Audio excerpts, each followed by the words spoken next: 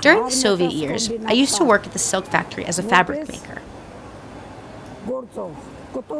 Our team, which included 8 members, always beat production targets. I was always a top-producing worker. Today, when the state-run economy of the Soviet Union is a distant memory, and Siruhi Abrahamian is, in principle, retired, she's still very much a top-producing worker. I refuse to stop working. What am I supposed to do? Just stay home? As long as my hands and feet are functioning, I will work for the state. We haven't done any work for our young republic. Whatever we've done, it's been for the benefit of others. Now it's time to help develop our country. Today, Siruhi makes uniforms for the defenders of her independent homeland, and does so with the quality and prayers of an adoring mother. These uniforms are very close to my heart. That's because I have 2 boys who wear them. These uniforms are very close to my heart, and I want them to be sewn to perfection. My prayer is always the same. I say, "Dear God, let there not be war. Let there be peace for as long as our kids wear these uniforms." Siruhi's son has not been able to visit her for the past 6 months. She understands, because she knows he's serving on the front line. He doesn't have time. He's an officer. I can't leave my soldiers, he says. Siruhi has been learning embroidery when the outbreak of the Artsakh war compelled her to specialize in making military uniforms.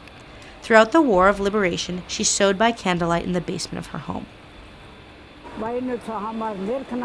I used to make undergarments and uniforms for the boys. Back then, we would get only 2 hours of electricity. I was asked to make 50 sets of clothing on a daily basis, and I did. I didn't want our soldiers to be cold. Siruhi works at a company in Stepanakert called Great Partners, where she's known as the Sweet Grandma.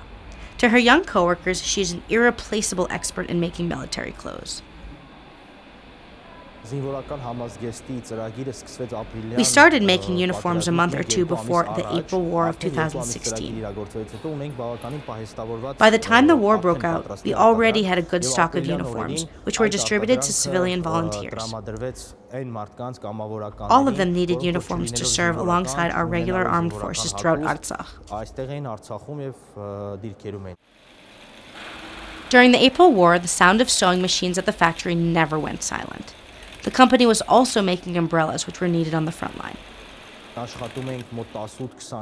We worked 18 to 20 hours a day alongside many volunteer women.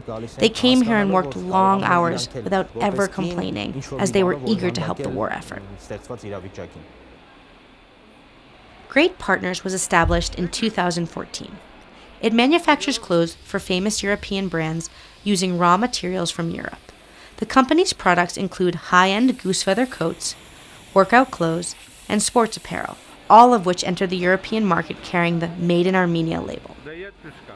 Usually, when a European retailer sends us a large order, a company representative comes to our factory and spends a day or 2 with our production manager in order to produce samples according to the specifications of the order. Once the representative approves the samples, production starts in earnest, with the representative helping supervise the entire process, including quality control. Currently, Great Partners has 170 employees. It also has a few dozen sewing machines that are as yet standing idle. It's a sight which Siruhi finds hard to take. It's very sad to see those machines just sitting there uselessly. They need to breathe. They need to be paired with operators and produce things. We plan on expanding our workforce to between 300 and 320 people by 2017.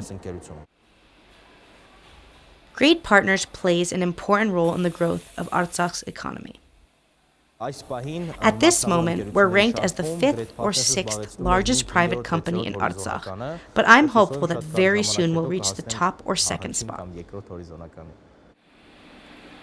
From Siruhi Abrahamian's perspective, the founders of the company too are soldiers of the homeland, just like herself and all of her co-workers.